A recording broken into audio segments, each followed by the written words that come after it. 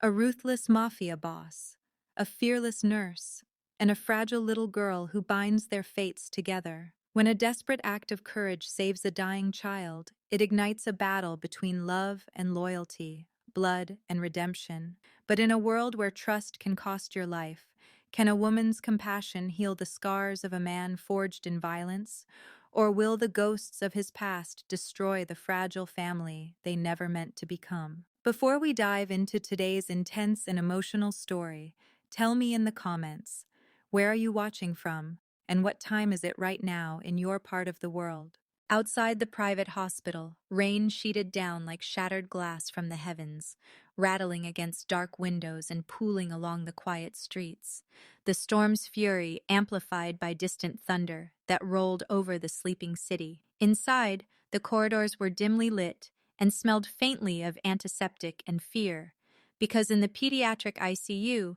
a little girl named Sophia Moretti, just 6 years old, pale as paper and barely breathing, lay surrounded by exhausted doctors who had tried everything and were now exchanging helpless, silent glances, unwilling to admit defeat, but unable to stop her heart from faltering. Elena Carter, a young night shift nurse with calm eyes that belied her racing pulse, stood at the edge of the room, watching the numbers on the monitor dip lower with each fragile breath, noticing something off in the pattern of Sophia's shallow wheezing,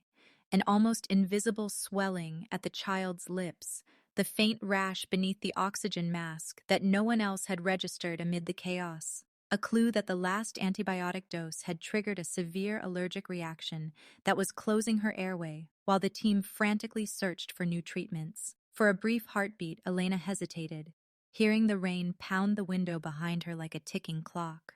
Then she moved with a surety born of instinct and training, calling for epinephrine and an airway tube, her voice cutting through the room's hopeless murmur like a blade, startling the senior surgeon who blinked at her as if waking from a nightmare. But when the monitors shrieked again in alarm, he stepped aside and let her work. She slid the tube in, her hands steady though her heart thudded in her ears, administered the shot, adjusted the oxygen flow, and held her breath as the seconds stretched unbearably long until the child's chest finally rose with a more even rhythm and a tremulous, life-affirming beat began to. Steady on the monitor, and only then did Elena let out the breath she'd been holding, feeling her own knees weaken, even as relief washed over the other staff, who moments before had been preparing for the worst. That was the moment the ICU doors banged open with a violence that made the glass shiver, and Dante Moretti entered, a tall, broad-shouldered man in a rain-soaked black coat,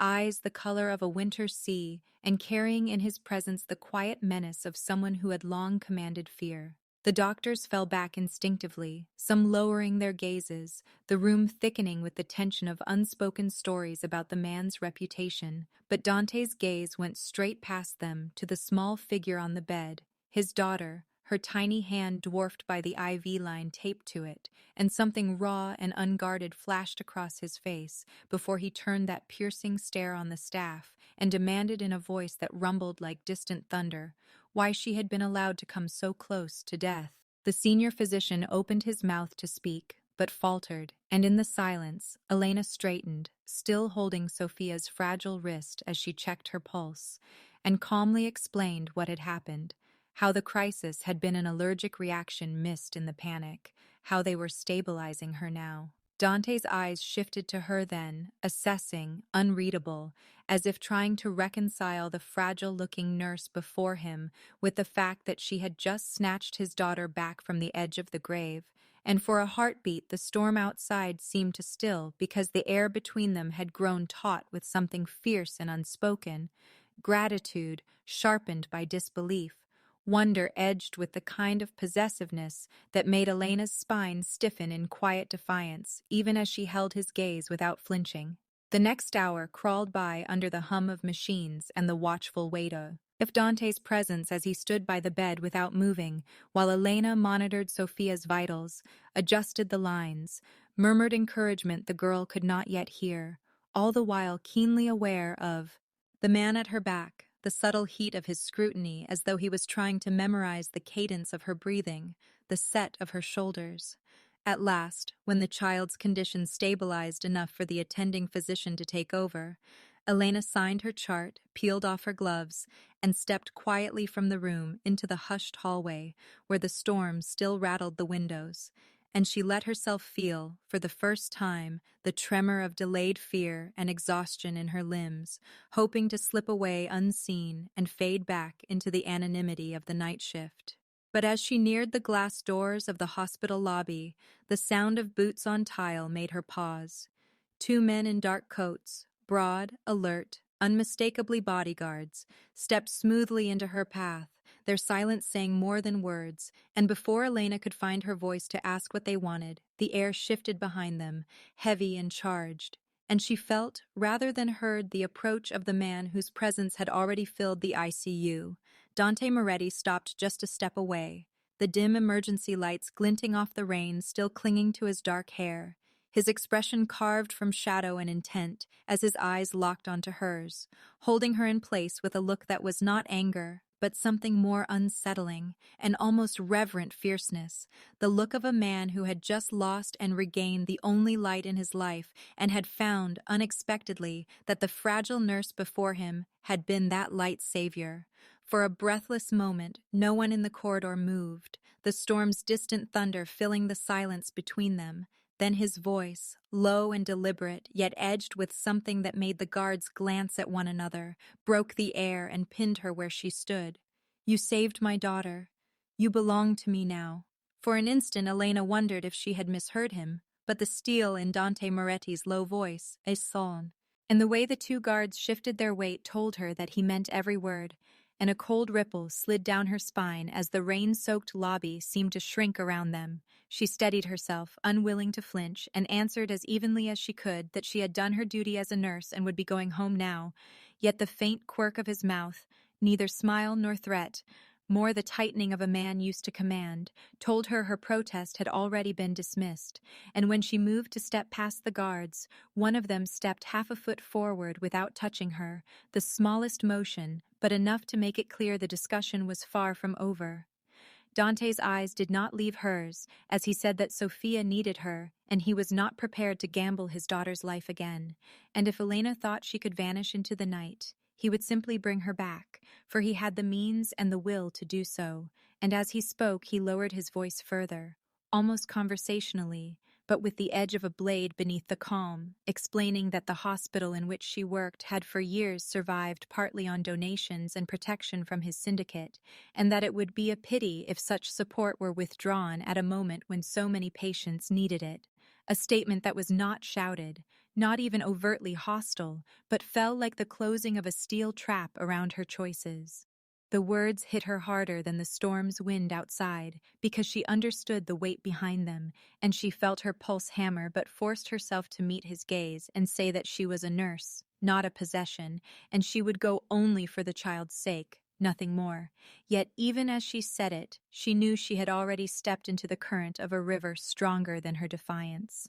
The drive to the Moretti estate was long and silent, the city lights receding behind the tinted windows as the black car glided through rain-slick streets toward the hills where mansions brooded in the darkness, and Elena sat in the back seat beside one of the guards, staring out at the blurred reflections of street lamps in the puddles, thinking of the hospital ward she had left behind and the shift she would not finish, thinking of the girl she had fought to keep breathing and of the man across from her now, silent, his elbows on his knees, fingers laced, head bowed slightly as though lost in thoughts he would never share.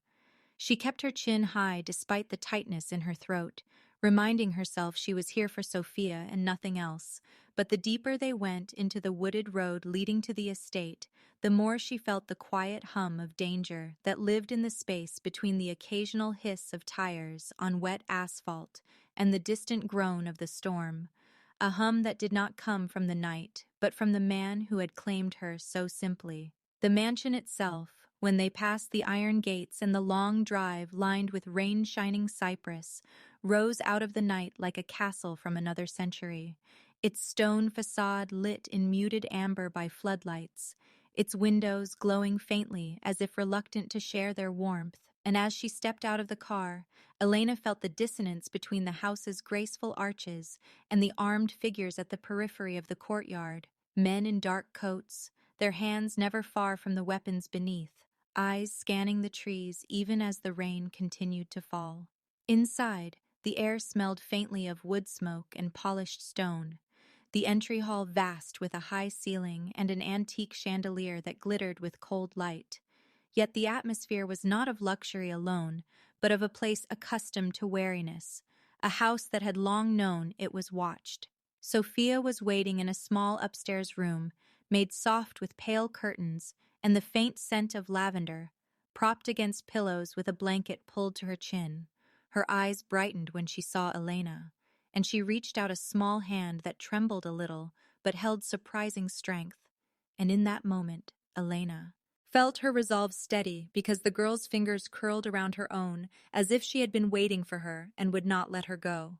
Dante stood in the doorway, watching the exchange without a word, and when Sophia murmured a weak thank you, the man's expression shifted briefly, something like the shadow of a man who had once known gentleness crossing his face, before the habitual stillness returned, and he said only that the guest room across the hall was prepared for the nurse. The first evening passed under a taut peace. Elena unpacked the few things the guards had retrieved from her apartment while she checked on Sophia at intervals, coaxing her to sip water, adjusting her medication, humming a quiet tune as the rain whispered against the tall windows. But she could never entirely shake the sense that the walls themselves listened, that the hush in the corridors held its breath as she moved. At dinner in the long dining room, she ate little, seated across from Dante, who said even less, his focus fixed on some thought far beyond the table, while the storm rumbled distantly over the hills, and she realized that the quiet between them was not empty but charged,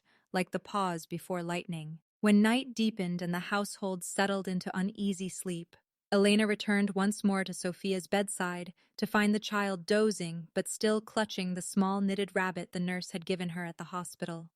and she stayed until the girl's breathing grew even, before rising and stepping softly into the corridor, lit only by sconces that cast narrow cones of gold along the floor. She paused at the landing of the grand staircase, meaning to fetch a glass of water from the kitchen below, but as she started down the steps, the sound of a voice, low, urgent, hurried, drifted to her from the half-open door of a small study just off the hall. Instinct told her to keep walking, yet sigh. Impulse stronger than caution made her slow her steps until she stood in the shadowed angle where the balustrade met the wall, straining to catch the words. Through the faint crack, she heard a man's muffled tone, not Dante's, speaking into what sounded like a phone. A few fragmented sentences, the rasp of someone reporting to an unseen listener, words that chilled her despite the vagueness. The girl's angel. She's here now. Tonight would be clean. And though the voice dropped even lower after that, the phrase stuck in her ears, carrying with it the unmistakable intent of threat. Her breath caught as she realized they were speaking not of Sophia, but of her, the nurse who had saved her, the outsider who had stepped into a world she did not belong to, and her heart began to pound as she leaned back against the wall, every nerve alert, already knowing that what she had overheard was not some idle talk, but the edge of a blade poised above her head. Elena pressed her back to the cool wall of the dim corridor, her breath shallow, the echo of the words she had just overheard still ringing in her ears. But before she could decide whether to warn someone or pretend she had heard nothing, the night itself cracked open with the sharp, deafening report of gunfire, so sudden and so near that it rattled the glass panes in the windows. A scream rose from somewhere down the hall, followed by the crashing of something heavy falling. And in that instant, her training took over, shoving her fear to the back of her mind as she turned and bolted up the stairs toward Sophia's room, the hem of her scrubs catching on the carved baluster as she ran. The grand house, that had been tense and quiet an hour ago, now thrummed with violence. shadows rushing past the sconces as guards darted through the halls shouting orders, the muted crack of pistols coming from the courtyard below like the snapping of dry twigs in a winter forest. She reached Sophia's room and burst through the door to find the child sitting upright in bed, eyes wide and tear-bright, her small hands clutching the bit doll to her chest as if it could protect her. Elena crossed the room in 3 strides, dropped to her knees beside the bed, and pulled the girl into her arms, murmuring to her in a low, urgent tone to keep her head down, even as her ears tracked the gunfire shifting closer, the bursts of sound now punctuated by the shouts of men. When a stray round tore through the window pane with a shriek of splintering glass and buried itself in the wardrobe, Elena threw herself sideways, dragging Sophia with her, rolling them both to the floor behind the heavy oak bed frame, her pulse hammering as shards of glass skittered across the polished floorboards. Sophia whimpered, trying not to cry, and Elena wiped the girl's cheek with a quick, gentle hand, scanning the room for anything that could help, her gaze falling on the thick wool blanket and the iron stand of the IV pole. Even as she held Sophia close, she snatched the blanket and shook it out, wrapping it around the girl's head and shoulders to shield her from further flying glass, then tipped the IV pole to drag the wheeled bedside table across, as a crude barrier between them and the window. Her heart thudded as she listened for footsteps in the hall, praying it would be a guard and not one of the intruders, while whispering to Sophia to keep her eyes shut and her breath small and slow. She reached for the first aid kit under the bed with her free hand, not to treat wounds, but because she knew it contained a pair of sterile gloves and gauze, anything that might help if they were hurt before help arrived. When suddenly the door burst open so hard it banged against the wall, and she turned sharply, her body tensing to shield the child, only to see Dante himself framed in the doorway, his black shirt darkened with rain and something darker on the sleeve, his expression a hard mask that softened for a single heartbeat when he saw them, roushed there. He crossed the room in 2 strides, the air around him still carrying the scent of gunpowder and rain, crouched beside Elena and brushed a streak of glass dust from Sophia's hair with surprising tenderness, his other hand never leaving the grip of the pistol he carried. He asked if they were hurt, and when Elena shook her head, he nodded once, his jaw tight, and told her to keep Sophia low as he turned toward the corridor. But when another volley of shots cracked in the hall, he spun back, seized Elena by the elbow, and pulled her and the child up, half dragging, half guiding them toward the deeper part of the mansion where the walls were thicker and the doors heavier. Elena stumbled, but kept her hold on Sophia, the girl's small face pressed into her shoulder as the thunder of gunfire and shouted orders roared and echoed around them like a storm trapped inside stone walls. They reached a side hall where 2 guards crouched behind an overturned console table, firing back toward the courtyard, and Dante pressed Elena and Sophia into the angle of a doorway, barking low orders to the men before crouching himself to peer out toward the open arch that led to the courtyard. Elena clutched Sophia tighter, feeling the child's heartbeat flutter against her own ribs, her gaze fixed on the figure of the man who had dragged them here, seeing perhaps for the first time not only the ruthless boss the world whispered about, but also a father fighting a war to keep his child alive. Another window shattered under a hail of bullets, spraying the floor with shards, and Elena turned her head away to shield Sophia's eyes, her ears ringing from the nearness of the sound, her palms sticky with someone's blood. She didn't even know whose, maybe one of the guards, but her hands did not tremble, not yet. Minutes that felt like hours passed before the gunfire began to thin out, growing more sporadic, shouts replacing the harsh cracks of weapons, the smell of burned powder drifting in on the night air. Dante rose from his crouch and strode back to Elena, his face still grim and with At a word he grasped her wrist, his fingers warm and strong, but not rough, hauling her and Sophia up and urging them down the corridor toward a side chamber whose heavy wooden door he slammed and locked behind them. Elena sank down on a low divan, cradling the exhausted Sophia against her chest as the girl finally let out a small sob and clung to her neck, and she murmured soothing words while looking up to find Dante standing near the door, shoulders squared, his eyes on her with a softness that flickered there only for a breath before the hardness returned,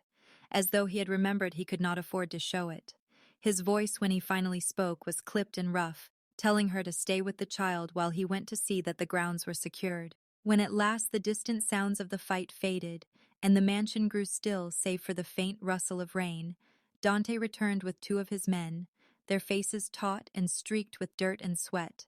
and announced that the attackers had been driven off. Relief swept through Elena so swiftly it left her momentarily dizzy, yet that relief was snatched away in the next instant when one of the men lowered his eyes and said they had lost someone in the fight. Dante's jaw tightened, and he demanded a name, and when the answer came, a name spoken in a voice heavy with disbelief and grief, his eyes darkened as though a shadow had passed over them, because it was the name of Marco, the man who had been at his side for years, a man he had trusted with his life.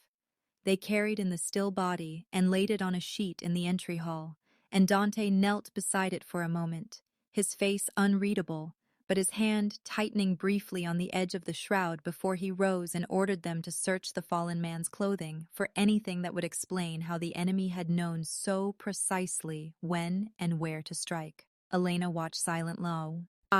One arm still wrapped protectively around Sophia, feeling both the weight of the night's violence and the strange, quiet composure of the man who had shielded them, until a shout from one of the guards drew everyone's eyes. He held up a sleek black phone he had just pulled from the pocket of the dead man's jacket,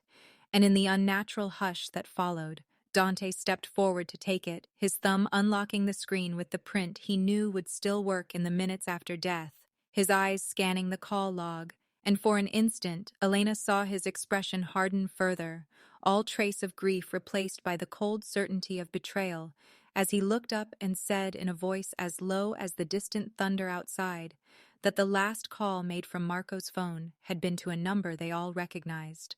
one that belonged not to a friend, but to their oldest enemy. In the silence that followed his words, a single distant gunshot cracked across the grounds, shattering the fragile calm, and the guards at the door spun toward the sound, weapons raised, as Dante's eyes went cold as winter steel. The stench of cordite still lingered in the marble-lined halls as Dante Moretti strode into his private study, a storm barely leashed behind his eyes, the heavy doors slamming shut hard enough to rattle the crystal decanter on the desk, while the men of his inner circle shifted uneasily beneath the chandelier's cold light, each one of them suddenly aware that the bullets outside were less dangerous than the questions about to be asked inside.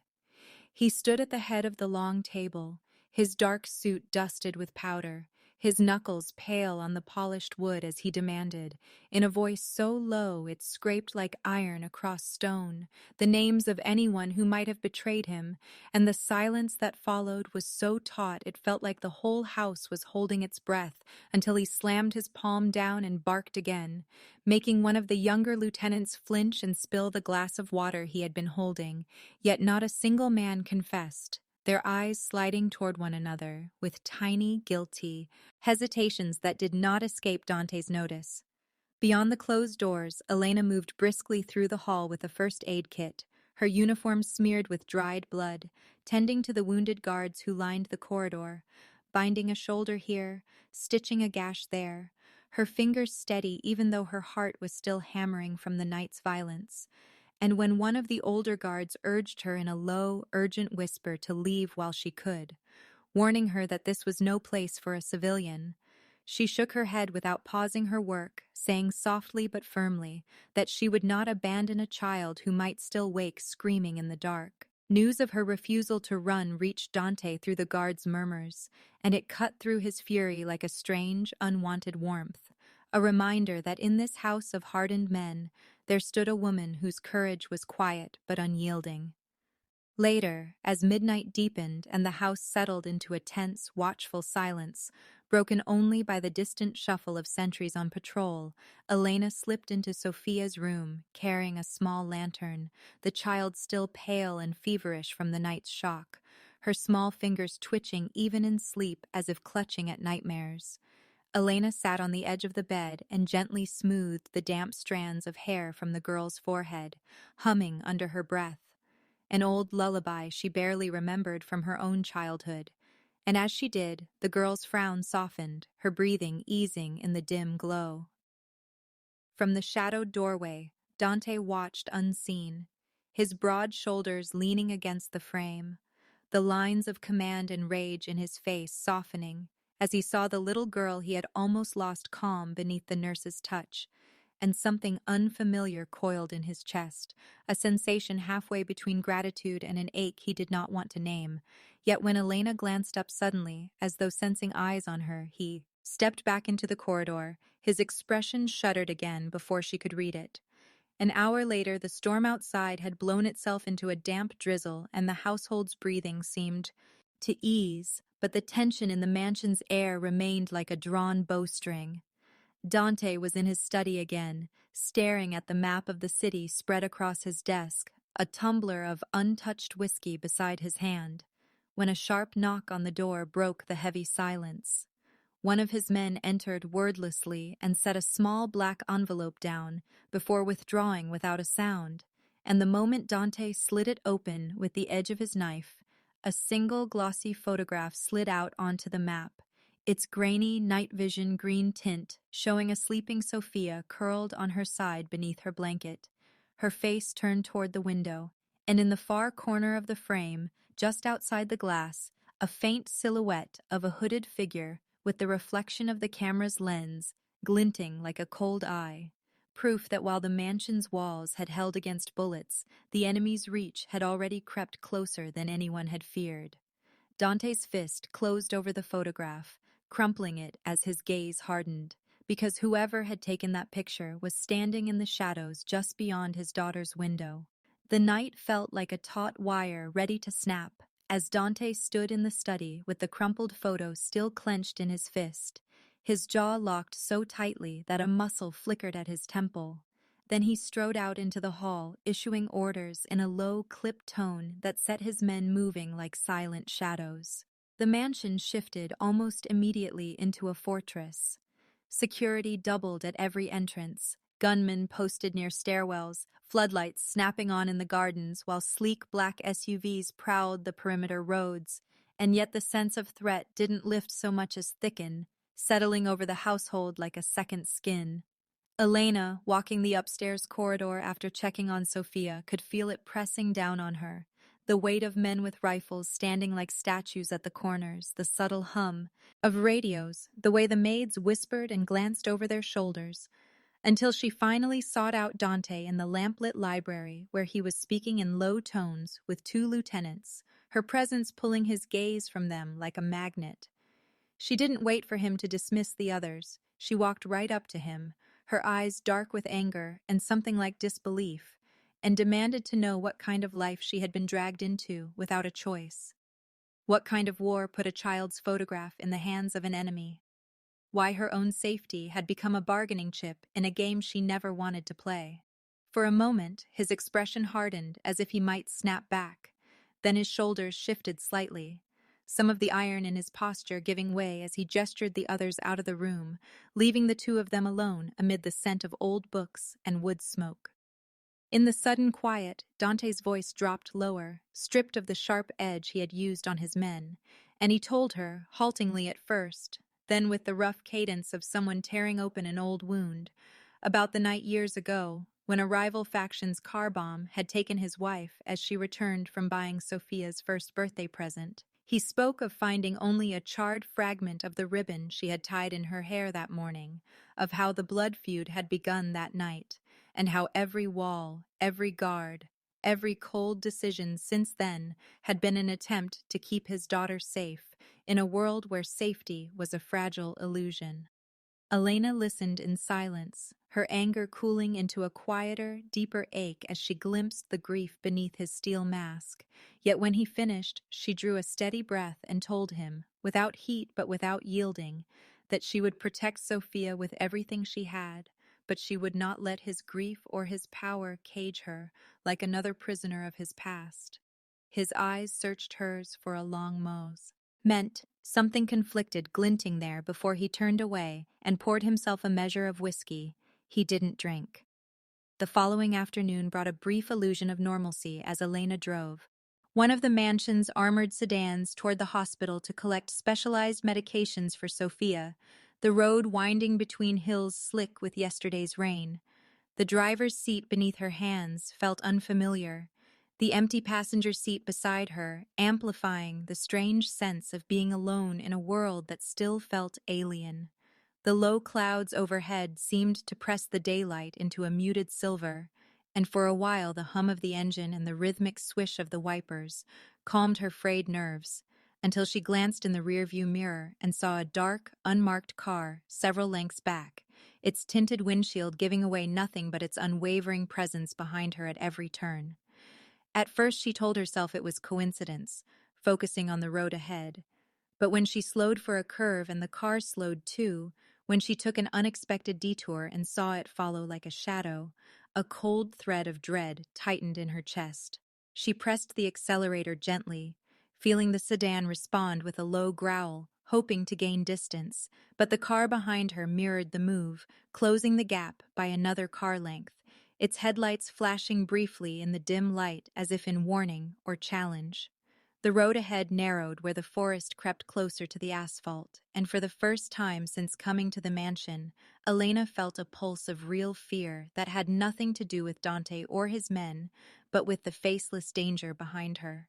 She fumbled for her phone, thumb hovering over the call icon for the mansion, but before she could tap it, the car surged forward, its engine roaring as it veered into the opposite lane and began to overtake, the dark grille of its front end suddenly level with her window. The next few seconds stretched like a nightmare as the car swerved sharply toward her sedan's side, the impact a brutal jolt that made the steering wheel jerk in her hands and wrenched. A sharp cry from her throat, the tires screeched against the wet asphalt, the sedan fishtailing as she fought the wheel with desperate strength, her breath tearing out of her in ragged gasps. But the pursuing car rammed her again, harder this time, sending the vehicle skidding across the slick road toward the guardrail that marked the edge of a steep embankment.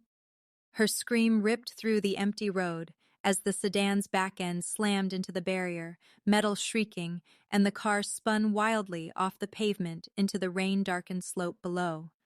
The world became a blur of rain, screeching metal, and Elena's ragged breaths as the sedan skidded down the slope, jarring over rocks before crashing to a shuddering halt against a cluster of saplings. Dazed, she clawed at the seatbelt release, her ears still ringing from the impact, the taste of copper in her mouth where she had bitten her lip, and through the cracked windshield she saw headlights slash across the drenched darkness, the attacker's car grinding down the embankment after her like a predator descending on wounded prey. A shout tore through the night, rough and commanding, followed by the sharp report of gunfire that sparked off the pursuing car's hood.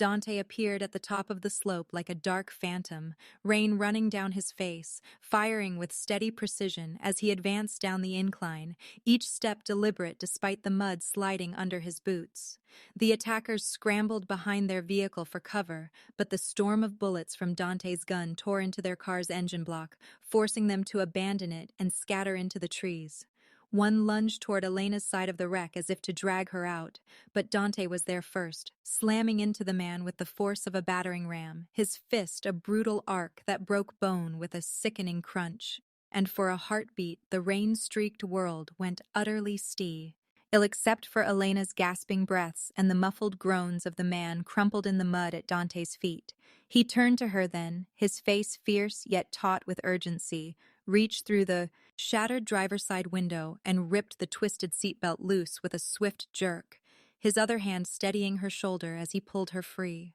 The moment her feet hit the ground, her knees buckled and she swayed, the shock catching up with her, but he caught her against his chest, his rain-soaked coat cold against her cheek as he half-carried, half-guided her back up the slope toward his waiting SUV where his men were regrouping.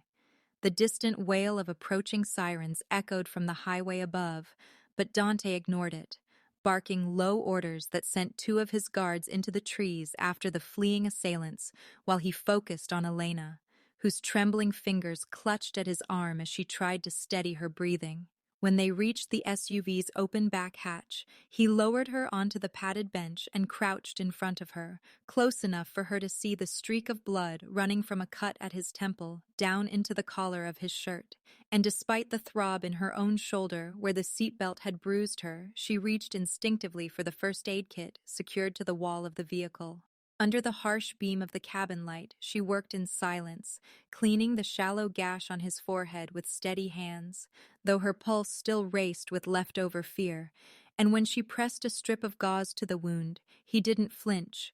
only watched her with an expression that was strangely unreadable, something softer buried beneath the habitual hardness. At last, unable to contain the tangle of feelings knotting in her chest, she muttered hoarsely that she had never seen anyone fight like that the brutal force with which he'd struck the man had terrified her even as it had saved her, and that she didn't know which of the two versions of him she was supposed to trust. For a long heartbeat, he said nothing, the muscles in his jaw working as if grinding down words. Then he caught her wrist, not harshly, but with a grip that stilled her hand, and said in a low, rough voice that tonight wasn't about the things he had done or what she thought of him. It was about the fact that if he had been a moment later, she would be dead. She looked into his rain-shadowed eyes and saw, past the tempered steel, something rawer, fear for her, and it unsettled her more than the violence had. Later, when they returned to the mansion through the rain-slicked gates, the night seemed to fold in around them, with a hush broken only by the murmur of guards repositioning along the drive. In the quiet of the entry hall, still dripping water and mud, their simmering emotions broke through. She snapped that he couldn't keep her safe by chaining her to his world, that the walls and the guns were as much a prison as they were protection. He retorted sharply that if she had listened to him, she wouldn't have been alone on that road. Then the sharpness bled into something deeper as he stepped closer, eyes locked on hers, voice dropping low until it was barely more than a whisper, edged with rough sincerity. "I can't lose you. Not after everything." The words hung between them in the dim light like a confession neither of them had expected, and Elena found herself unable to speak, her heart beating an uneven rhythm she didn't care to name. That uneasy stillness lingered into the deep hours of the night as the storm dwindled to a fine mist outside and the mansion's corridors sank into quiet again. Elena checked on Sophia one last time, finding the girl sleeping peacefully under a soft lamp glow, and returned to her own room, her mind restless with the clash of anger, gratitude, and something she didn't want to call tenderness. She had just begun to unlace her damp shoes when a muffled cry echoed faintly down the hall, thin and strained. In an instant, she was running, her bare feet slapping against the polished floor, Dante only a step behind as he emerged from his study at the sound. They reached Sophia's room together to find the little girl clutching at her stomach, her face pale and slick with sweat, her breathing shallow and uneven as if her lungs couldn't quite draw enough air. Elena's training took over at once. She knelt by the bed, brushing the child's hair back, checking her pulse, her fingers trembling slightly as she reached for the emergency kit, her mind racing through possibilities, fever, trauma, shock, until her eyes caught a faint discoloration at the edges of the girl's lips and an acrid tang in the damp cloth on the nightstand. Elena's breath caught in her throat as realization slammed into her. Sophia's relapse wasn't natural. It was the first sign of poison seeping through the child's fragile body. The revelation of poison hit the room like a silent explosion, but there was no time for shock. Elena snapped into motion, barking quick instructions to the nearest guard to fetch her emergency kit while she pressed a stethoscope to Sophia's frail chest, counting the faltering rhythm of the little girl's heart as her mind raced through every antidote she had learned in years of training, knowing that without identifying the exact toxin every second slipping past was another inch stolen from the child's fragile life. Dante stood on the far side of the bed like a man carved from obsidian, his fists clenched so tightly that blood welled in half-moon crescents beneath his nails, torn between the primal urge to storm out and hunt down whoever had dared strike his daughter, and the raw, helpless need to remain within reach of the tiny fingers twitching on the blanket. When Sophia's fever-bright eyes fluttered open just enough to search the dim-lit room and her parched lips moved, whispering in a voice so faint Elena almost missed it, "Please don't let Mama's angel leave me." The words sliced through Dante's chest like a blade, breaking the iron mask he wore in the presence of his men, and for a fleeting instant, the ruthless hound S-boss vanished, leaving behind only a father whose voice cracked as he murmured her name, begging her to hold on. Elena's focus never wavered, even as that plea tugged at her own heart. She adjusted the IV line with hands that trembled only after she stepped back, instructed the mansion's in-house medic to prepare activated charcoal as a first defense, and silently cursed the delay as she realized the poison was too specialized to be neutralized by anything so simple. She turned to Dante and, in a tone stripped of softness, told him the child needed a very specific antidote that wasn't in their stores, and likely not in any nearby hospital either, that they had only a narrow window of hours before Sophia's organs would begin to shut down one by one. For a moment, the room seemed to tilt under the weight of that truth. The quiet hiss of the IV and the faint rustle of guards' radios outside the door, the only sounds. Dante's men exchanged uneasy looks, some whispering about which rival faction could have infiltrated so deeply. Dante himself lowered his gaze to his daughter's small hand curled around his thumb as if anchoring himself, then looked up at Elena with eyes that burned not with rage now, but with something colder and steadier, a promise to burn the world down once Sophia was safe. The next hour passed in a haze of controlled panic. Elena remained at Sophia's side, monitoring every shallow breath, coaxing sips of water past her lips when she stirred, adjusting dosages and recording vitals with almost mechanical discipline to keep despair at bay, while Dante moved in and out of the room, issuing clipped orders into his phone, demanding his network scour the city for information on black market toxins and their counteragents. Guards came and went, reporting fragments of intel, but none brought the answer Elena needed most: the name of the poison or the source of the antidote. And as night deepened, the mansion felt less like a fortress and more like a siege camp, waiting for either hope or death to breach its walls. In a rare moment of stillness, Elena brushed the damp strands of hair from Sophia's brow and found herself murmuring a promise she hadn't meant to voice, that she would not let the child slip away, no matter the cost. Dante, who had come up behind her without a sound, heard it, and for a heartbeat his face softened as though that vow had steadied him more than any of his soldiers' reassurances. Finally, a call came through that offered a glimmer of direction. A supplier on the outskirts of the city claimed to have access to the rare antidote, but would only release it to someone who came in person. No couriers, no intermediaries. Elena insisted she would go herself, arguing that her medical expertise was needed to ensure it was the right compound and to transport it safely, while Dante's immediate reaction was a flat refusal, his voice rough with the strain of a man being forced to choose between staying to watch over his daughter and leaving to eliminate the threat at its root. Their argument rose and fell in hushed but fierce tones just outside Sophia's door, both too conscious of the child's precarious breathing to let their voices carry, until at last Elena, drawing on the same unyielding courage that had kept her by the child's side through the night's chaos, told him that he could not be in two places at once, and that if he trusted her enough to save Sophia before, he had to trust her now to bring back what the girl needed to survive. Something in Dante's eyes shifted then, the fight in him tempered by reluctant recognition, and he nodded once, curtly, giving the order for two of his most reliable men to escort her.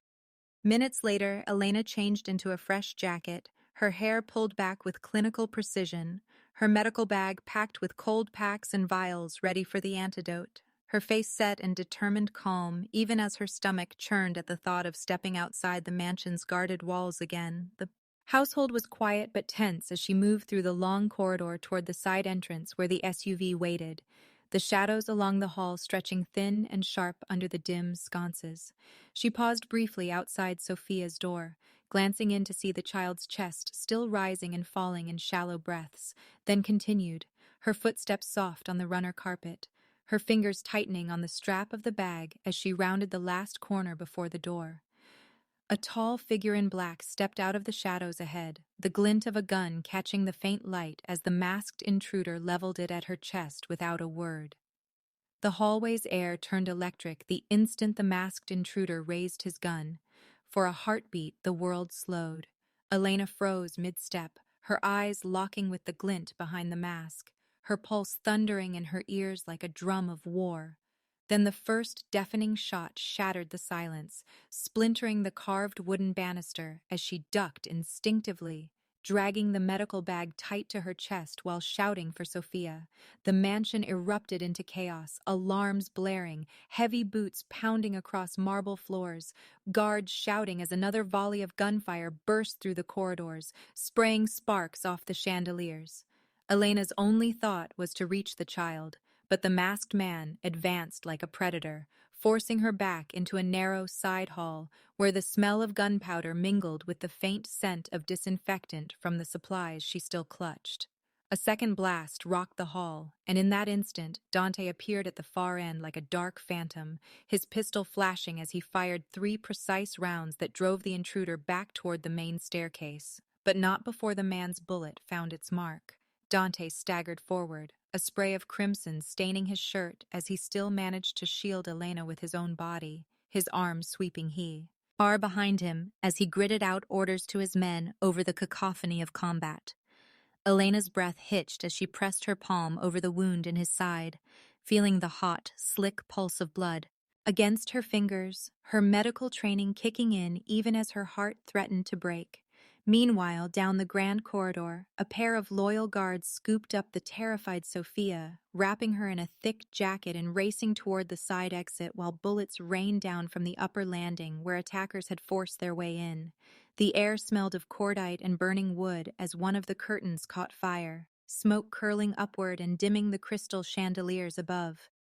Dante, pale but unflinching, kept firing, buying Elena enough seconds to push him toward a safer angle where she could keep pressure on the wound, barking at a younger guard to call for the armored car and clear a path to the garage. The clash thundered through the mansion, boots against stone, the harsh crack of rifles, shouts, and the whimper of the child being carried down a side stairwell, until a blast from a grenade blew out the tall stained glass window, showering the hall with a kaleidoscope of shards that sliced Dante's cheek even as he pulled Elena down behind an overturned table. She fought the tremor in her hands as she ripped strips from her own shirt to staunch the bleeding in his side, whispering to him to stay conscious, her voice cracking but resolute. At last, they were hustled out under the cover of 2 SUVs, the convoy swerving through the rain-slicked streets toward the hidden safe house, while distant gunfire still echoed from the mansion like a storm refusing to die. In the cramped rear seat, Elena worked desperately with her portable kit, every bump of the road a new challenge as she sealed the wound enough to slow the bleeding, her mind flashing to Sophia's fragile face even as she fought to keep Dante's eyes open. When they finally reached the dim, reinforced safe house, the child was carried to an inner room to rest, while the surviving guards secured the doors and windows, their Greek faces betraying how close they had come to losing everything.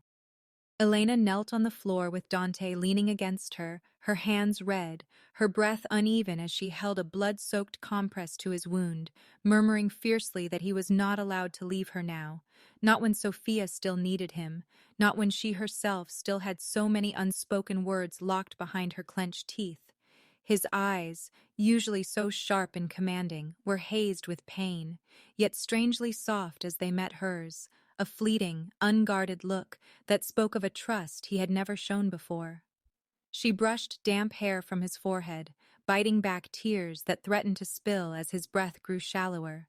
The weight of his blood on her palms, a reminder of how fragile even the strongest men could be. The room was quiet, except for the faint, labored rhythm of his breathing and the soft crackle of a lantern by the wall, casting long, wavering shadows across the floorboards. Then Dante's lips moved, his voice raw and barely above a whisper as he forced out the words that pierced straight through her chest, his gaze flicking weakly toward the next room where the sleeping child lay, his bloodied fingers barely lifting to catch her wrist as though to tether her to his final wish. If I don't make it, protect her. Before Elena could respond, his eyes fluttered shut, and his head sagged forward against her shoulder, leaving her frozen in the dimly lit safe house with the terrifying question of whether the man who had been both her captor and protector had just slipped beyond her reach. For a moment, Elena thought the weight in her arms had gone lifeless, but then she felt the faint tremor of breath against her neck and forced herself to push aside the icy wave of fear, calling hoarsely for the nearest guard to bring hot water and clean bandages as she laid Dante carefully on the narrow safe-house cot. The lantern Lee says, light flickered over his pale face, hollowed now by blood loss, yet still marked by the stubborn angle of his jaw, and she fought to keep her hands steady as she cut away his soaked shirt. Cleaned the wound with brisk, efficient motions, and murmured words meant as much to keep him awake as to calm her own panic, whispering that he owed her a promise not to give up when she hadn't given up on Sophia either. Hours passed in that grim vigil, broken only by the restless murmurs from the adjoining room where the child tossed beneath a thin blanket, her small face glistening with fever that refused to break, the pulse in her throat too fast and shallow for Elena's liking as she hurried between the two beds, doctoring one while comforting the other, her own strength fraying like a worn thread. Outside, the safe house guards kept watch under a sky bruised by the coming dawn, their radio chatter a low, tense hum that seeped through the cracked walls, and in the muted gray light, Dante finally stirred, eyes opening just enough to meet Elena's gaze with a glint of grim recognition as she fed him sips of water and told him in a voice fierce and tender all at once that he was not allowed to die while his daughter still needed him. As the morning deepened into a bleary, rain-streaked day, a courier arrived with grim news. The antidote for Sophia had been delayed by a raid on the transport route, and Elena felt her stomach twist as she watched the child's fever climb higher, her breath coming in small, shallow gasps that had her fumbling for cool cloths and ice packs, willing her to hold on. Dante, weakened but alert now, listened in silence to the guard's report, before rasping out the name of the traitor who had orchestrated the attack on their convoy, his own cousin, the man he had trusted since boyhood, a betrayal so deep it seemed to draw another shadow over his already wan features. Elena knelt beside him, one hand still checking his pulse, while the other brushed damp strands of hair from his brow, and in that raw, suspended moment when she saw the flicker of vulnerability behind the hardened mask of the man she had once feared, the words she had been too proud to speak broke free in a trembling confession, telling him that she could not stand by and watch him fall, not just because of Sophia, but because somewhere in the chaos of blood and bullets, he had become the man her heart clung to. For an instant, he only stared at her, the line of his mouth caught between disbelief and something deeper, and then his fingers, roughened by years of violence, closed briefly around hers in a silent acknowledgement that left her breathless. But the fragile peace of that moment shattered before it could take root, for as night fell over the safe house, the wind carried a strange metallic tang, and the radio burst with a static-laced warning too late to act upon. Shadows moved outside the barred windows, figures slipping between trees with the stealth of predators closing in. Elena rose at the sound, her body tense as a drawn bowstring, while Dante pushed himself upright despite her protests, his eyes hardening as he reached for the gun at his bedside, the weakness in his limbs offset by the fury that burned in his gaze. The first thud against the reinforced door made Sophia stir with a soft moan, and Elena rushed to her side, trying to calm her even as she darted a look at Dante, who was signaling the guards to hold their positions. A second impact followed, wood splintering as masked men forced their way in with brutal efficiency, the crack of gunfire ripping through the tense night as defenders fell back. Elena wrapped her arms around Sophia, trying to shield her small frame, her heart hammering so hard she thought her ribs might crack, while shouting for help over the chaos. A dark-clad figure lunged through the door, shoving aside a wounded guard, and before Elena could reach for the drawer where she had hidden a scalpel, rough hands wrenched the child from her grasp and hoisted her up as Sophia cried out in terror, her small arms flailing for the only safety she knew. Elena's scream tore through the storm-soaked night as she lunged forward, watching helplessly while the cousins' men vanished into the shadows with Sophia in their arms. Elena's scream still echoed off the rain-slick walls of the safe house when Dante forced himself upright despite the pain tearing at his half-healed wound, his voice rough but commanding as he ordered his remaining men to move before the trail went cold. And within minutes, a convoy of black SUVs tore through the night, while Elena sat rigid in the passenger seat of the lead vehicle, clutching her medical kit as if it were a weapon, her thoughts a relentless drumbeat of Sophia's frightened face. The chase led them deep into the industrial outskirts of the city, where abandoned warehouses loomed like hollow skeletons against a sky bruised with dawn. And Dante, pale but unflinching, stepped out into the damp air, his eyes locked on the rust-streaked doors of the lair where his cousin had chosen to hide, his breath harsh as he told Elena to stay behind him, but she shook her head, refusing to leave Sophia's side, even for a heartbeat.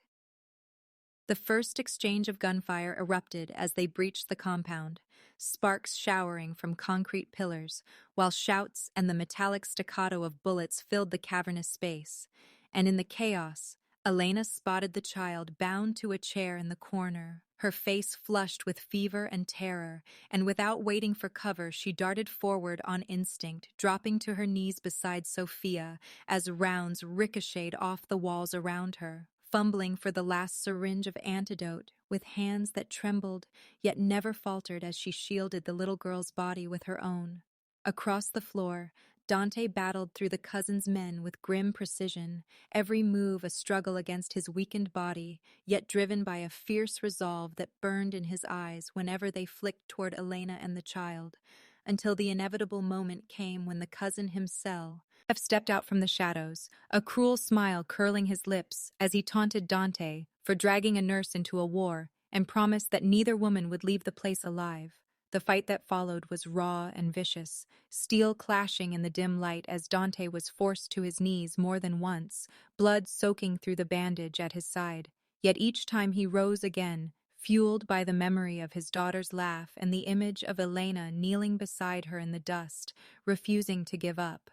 At last, with a desperate surge born of sheer will, he disarmed his cousin and drove him back against a rusted girder, ending the betrayal in one final decisive act, even as he swore to himself he would never again let bloodshed define his future. In the corner, Elena pressed the plunger of the syringe into Sophia's thin arm, murmuring soothing words as she watched the child's ragged breaths slowly even out, her eyes filling with tears of relief, even as fresh bursts of gunfire flared at the warehouse entrance. Dante staggered toward them then, his face grim but his gaze softening as it fell on the sight of Sophia sleeping against Elena's shoulder, alive because of her, and he reached out as if to anchor himself to the fragile hope that something good might yet grow from the ruins they had survived. Days later, the city's warlord headlines faded into silence, and weeks later, the three of them found themselves far from the echo of gunfire, in a quiet seaside town where the waves rolled in with the gentleness of a lullaby, and the garden outside a white-walled cottage was dotted with wildflowers. There, under a sky streaked with the colors of the setting sun, Dante knelt before Elena, with no weapons at his side and no threat on his tongue, only a simple velvet box in his scarred hand, and a look in his eyes that spoke of a man stripped of the shadows he once carried, his voice low but faint. Eddie, as he told her, he no longer wished to claim her as a captive, but to honor her as the woman who had saved not just his daughter, but the broken parts of his soul. Elena, eyes bright with unshed Tears let out a soft breath that carried months of fear and longing before she nodded, her fingers trembling slightly as they closed over his hand, and the quiet that followed was not the hush of dread, but the tender pause of two hearts learning to trust the peace they had fought for.